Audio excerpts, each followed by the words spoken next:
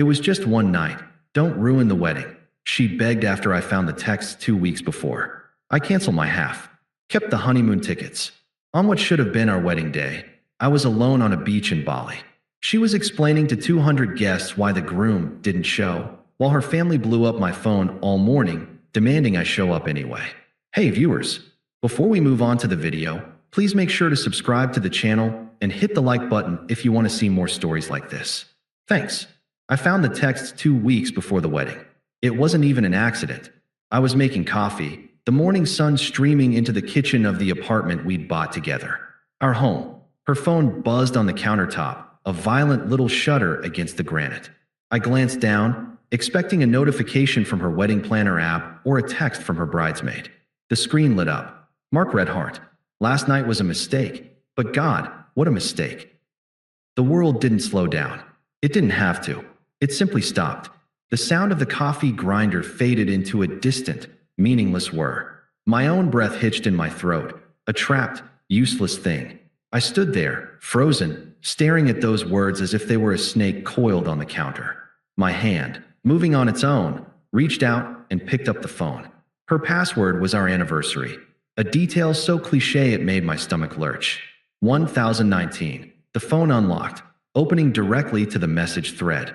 I didn't have to scroll far. Mark Redhart. Can you really go through with marrying the nice, stable guy? Mark Redhart. 2 more weeks and you're all mine. Qley, I know. This is so hard. He's just talking about mortgage rates, and it's like I'm already dead inside. Mark Redhart. Last night was a mistake, but God, what a mistake. Qley, it wasn't a mistake. It was real. This is the real me. 5 years. 5 years of Christmases, of holding her hair back when she had the flu, of planning a future that stretched out like a sun-drenched road. I'd saved for 2 years for the ring, terrified she'd say no. I could still feel the damp grass of the park where I'd knelt, the way her hands had flown to her mouth, her eyes sparkling with real, genuine tears. Yes, 1,000 times, yes, Alex. That memory, once my most treasured possession, now curdled in my mind, poisoned by the words on the screen. The front door opened and closed. Honey, I'm home. Her voice was a melody that now sounded horribly off-key. You will not believe the deal I got on these mini champagne bottles for the tables. They were practically giving them away. I didn't move. I couldn't. I just stood there, holding her phone, the evidence burning my hand. She bustled into the kitchen, her arms full of shopping bags, her face flushed with triumph. She dropped the bags on the kitchen table with a rustle and came over to me, a bright, expectant smile on her face. What's up? You look like you've seen a ghost. Slowly, I turned the phone to face her. The smile didn't just fade. It was wiped from her face, replaced by a blank, terrifying stillness. Her eyes darted from the screen to my face and back again. Who? I asked, my voice dangerously quiet. Is Mark. The panic flashed in her eyes first, a wild, cornered animal look. Then came the denial. What? Who? Oh, him? That's just a guy from work. He's being so weird lately. It's honestly getting creepy. She let out a forced, tinkling laugh that grated on my nerves. You know how some guys get. I didn't blink. Last night was a mistake. I quoted, my tone flat. The denial crumbled, replaced by a frantic, scrambling minimization. Her hands came up, fluttering in the space between us. Okay, look, it's not what you think. There was a work thing last night, a happy hour, and he followed me out to my car. He came on to me, Alex. I was drunk, and it was a moment of weakness. It was nothing. Nothing, I repeated. The word felt like ash in my mouth. 2 weeks before our wedding. The tears started then. Not the quiet, remorseful kind, but the loud, performative sobs of someone who's been caught. It was just one night. One stupid, meaningless night, she wailed, reaching for me, but I took a step back, my spine hitting the kitchen counter. The rejection in that single step made her eyes widen. Are you really going to throw away 5 years, our future, our wedding, because of one night? She looked at me, her face a mess of tears and smudged mascara, and delivered the line that would forever define the end of us. It was a plea, yes, but laced with a staggering sense of entitlement, as if my devastation was an inconvenient overreaction to her minor transgression.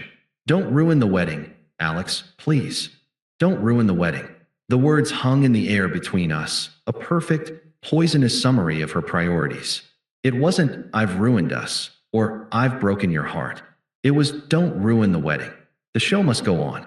The 200 guests, the band, the mini champagne bottles, they were all more important than the fundamental truth she had shattered. I looked at the woman I was supposed to marry in 14 days. I saw the stranger she had become. And in the echoing silence that followed her desperate, hypocritical plea, something inside me broke open, not into pieces, but into a cold, hard, unshakable calm. The silence in the wake of her plea was a physical thing, a thick, sound-absorbing blanket that smothered the room. I didn't say another word. I simply placed her phone back on the counter, the screen still displaying her betrayal, and walked out of the kitchen. I went to the guest room, my office, my space, and closed the door. I didn't slam it. The click of the latch was more final, more definitive. I stood in the center of the room, my heart hammering against my ribs, a frantic, trapped bird. The image of those texts was burned onto the back of my eyelids. He's just talking about mortgage rates, and it's like I'm already dead inside. The initial, searing pain began to cool, hardening into something else. Something dense and immovable. It wasn't anger. Anger was hot and messy. This was cold. This was clarity. I heard her sobbing in the kitchen, then the sound of her phone furiously dialing. Probably her mother. Probably already spinning a version where I was the unstable one, overreacting to an innocent misunderstanding. It didn't matter. I sat at my desk, the one where I drafted our wedding vows just a month ago, and I opened a new, blank document. The cursor blinked, a steady, metronomic pulse. I began to type, not vows, but a battle plan. A list. 1. David. 2. Move essentials. 3. Vendors, my contracts only. 4. Honeymoon tickets. 5. The letter. The plan was a lifeline. Each item was a handhold out of the chasm of despair. I focused on the logistics, the clean, clinical steps of dissolution. It was the only way to keep the howling void at bay. I picked up my phone and scrolled to David's number. My best man. My brother in everything but blood. He answered on the second ring, his voice a cheerful boom. "Hey, Grimzilla, finalizing your playlist? I told you, no Nickelback." "It's off," I said, my voice eerily calm, flat. "The wedding. It's off." The line went silent for a full 3 seconds. What? What are you talking about? Did someone die? Qley cheated. I found the texts. 2 weeks ago. Some guy from her work named Mark. Holy shit, David breathed. The levity was gone, replaced by a low, protective fury. "Alex, are you okay? What the hell happened?" "The details don't matter. What matters is I'm canceling my half of the wedding. I need a place to crash for a few weeks. And I need you to be my point man. I'm going dark." There was no hesitation. "Of course. You know where the spare key is. I'll clear out the garage for your stuff." "What's the plan?" "The plan is I disappear. Today, while she's at her final dress fitting." "Jesus. Okay. What do you need me to do?" "Just be on standby. I might need you to be my voice for a day or two." I can't talk to them." "You got it, brother. I'll handle whatever you need. Get over here." I hung up. The first brick was laid. The next few hours were a montage of focused, emotionless activity. I became a ghost in my own home. I took 2 large suitcases from the closet and began filling them with my life. I wasn't sentimental. I took my passport, my important documents, my laptop, my favorite books, the watch my father gave me. I took my clothes, my shoes, my toiletries. I left behind anything that was us. The framed photos, the shared mementos, the ugly vase her grandmother gave us that she loved. I worked with the efficiency of a bomb disposal expert. Every movement was precise, deliberate. I loaded the suitcases and 3 boxes of my most prized possessions into my car, parking it a block away so she wouldn't see it if she came back early. Then, I got to work on the phone. I was a CEO severing a toxic partnership. I started with the venue, the Grandview Manor. I was the sole signatory on the contract, a detail I'd insisted on because my credit was better. "This is Alex Reynolds," I said, my voice betraying no emotion. "I am canceling my participation in the event scheduled for the 15th. You will need to speak with Chloe Evans for any further arrangements. My credit card is no longer authorized for any charges related to this event." The coordinator sputtered, "Mr. Reynolds, but the wedding is in 2 weeks." Our cancellation policy. I understand the policy. The event, as far as I am concerned, is canceled. Please direct all further inquiries to Ms. Evans. I hung up. I repeated the process with the band, the Starlight Orchestra, and the company handling the open bar. My name, my signature, my responsibility. I severed it cleanly. With each call, a weight lifted. I was taking back control, piece by piece. Finally, I called the airline. I'd like to confirm the tickets for the flight to Bali on the 16th. Yes, Mr. Reynolds.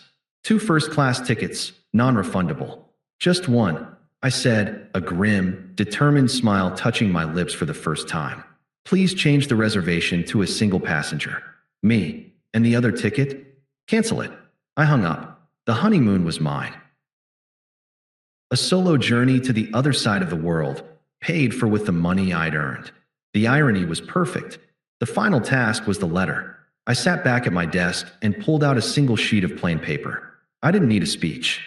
I needed a tombstone for our relationship. I wrote 4 lines in my clear, steady handwriting. Qley, I will not be attending the wedding. You made your choice. I've made mine. Alex, I didn't sign it, love. I didn't wish her well. I stated facts. It was the most honest communication we'd had in months. I propped the letter against the coffee machine, the first thing she'd see in the morning. I did one last walkthrough of the apartment, a general surveying the battlefield he was seeding. It felt empty already, a stage set after the play has ended. I picked up my car keys and my single, packed suitcase of immediate essentials.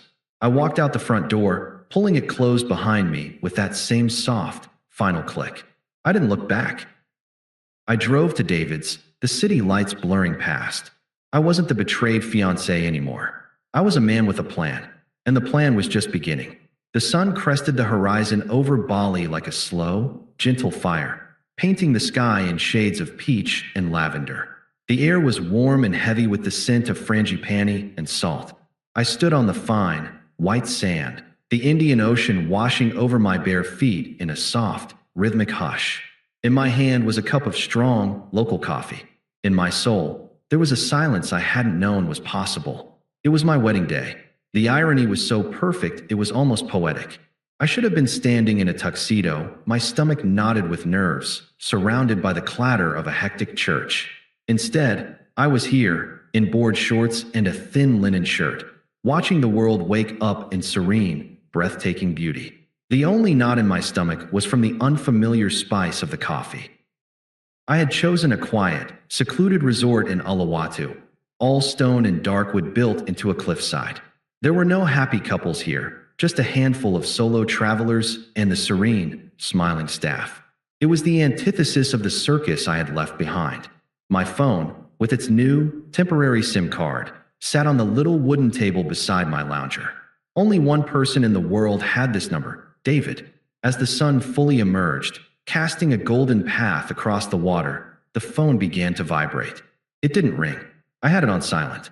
But the screen lit up, a frantic, pulsating beacon in the pre-dawn calm. 7 a.m., wedding time back home. Unknown number. 15 missed calls. I took a slow sip of coffee. The show was starting. 7:30 a.m. Qley's mom. Call me you coward. I could picture Linda, her face a thundercloud of entitlement, probably in the middle of the venue she'd helped choose, her voice sharp enough to cut glass. Coward. The word meant nothing to me here.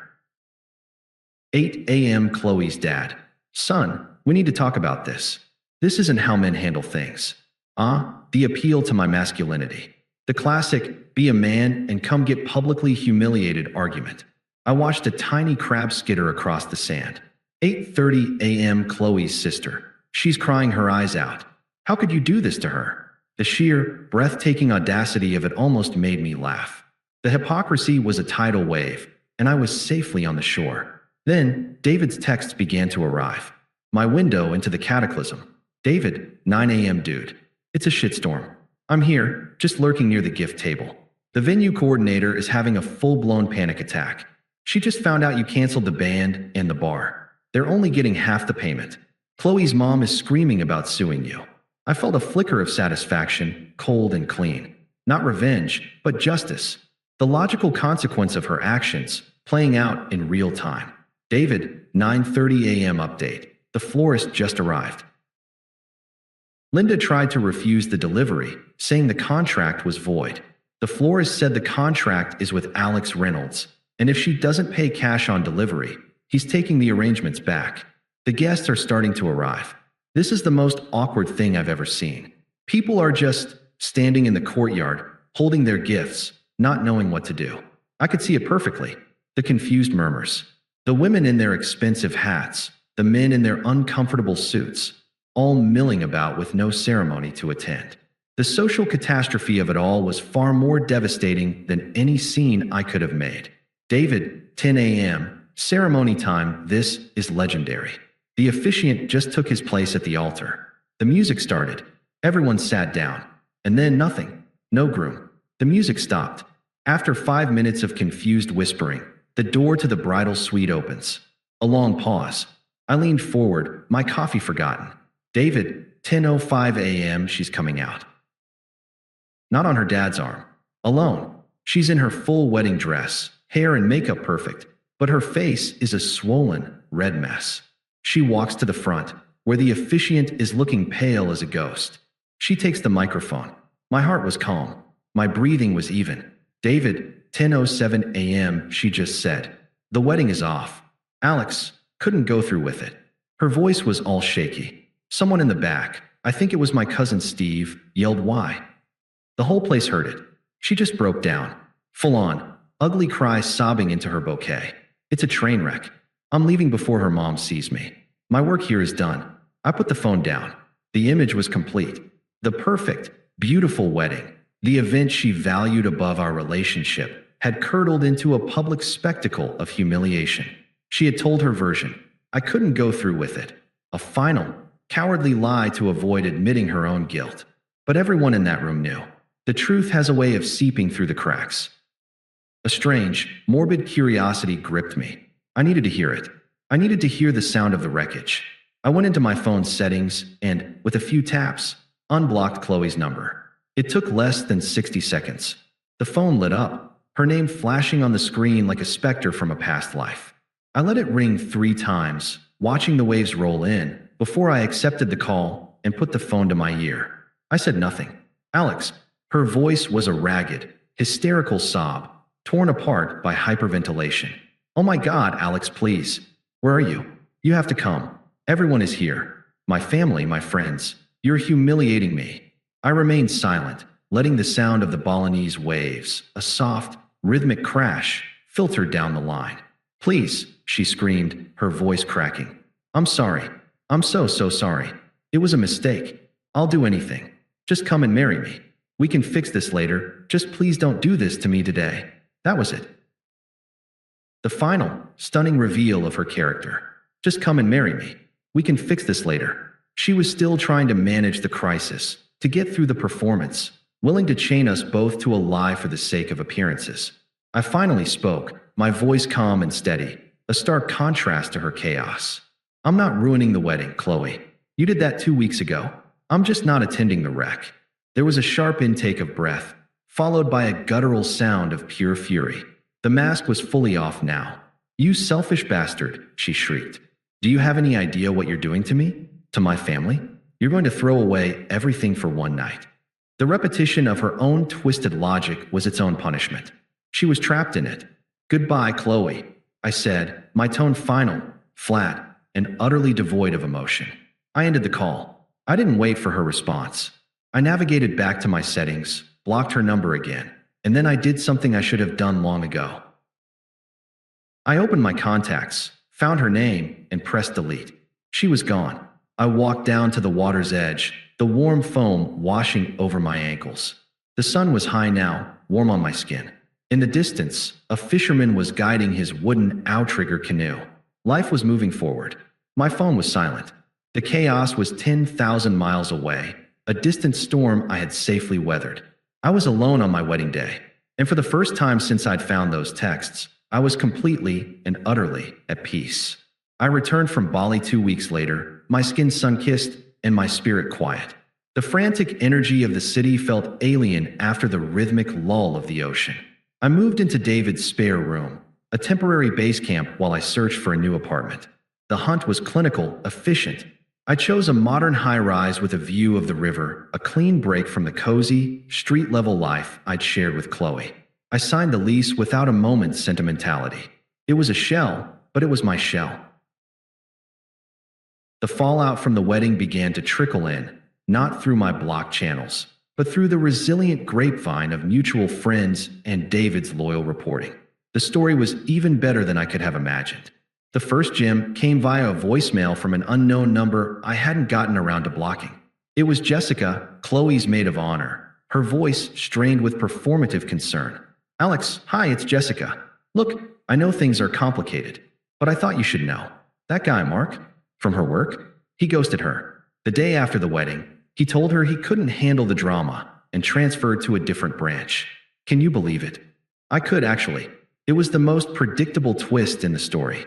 David filled in the rest over a beer at his place. So, the word is her parents are out almost 40 grand. The deposits they couldn't get back, the band, the flowers, all of it. They're furious. Apparently, they're blaming her for being careless and getting caught. Classy family. And Qley, I asked, the name feeling foreign on my tongue. Lost her job. Not fired, but encouraged to resign. The whole scandal was too messy, and Mark was apparently her supervisor. Big HR no-no. So, no man, no job, and a mountain of debt. She's back living with her parents. He took a long swig.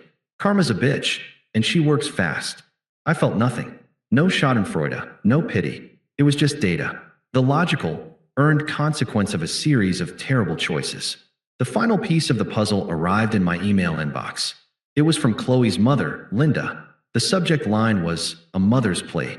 "Alex, I am writing this not as your former future mother-in-law, but as a heartbroken mother.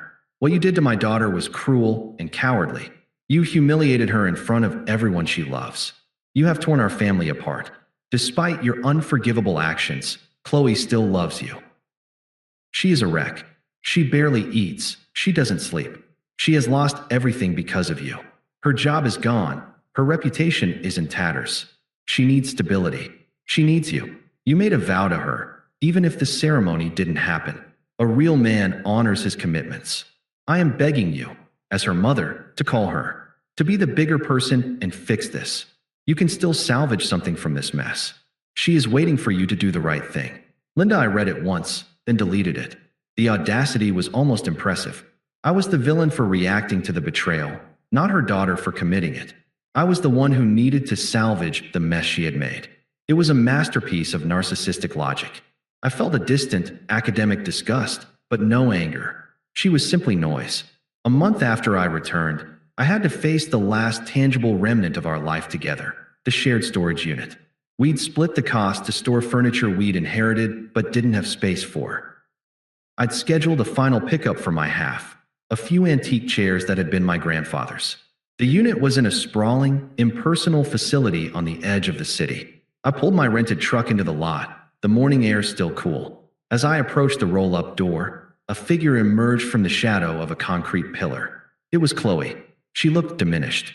Her clothes hung loosely on her frame, and her eyes, once so bright and demanding, were shadowed and hollow. She looked like a photograph that had been left in the sun, all the color and vitality bleached out.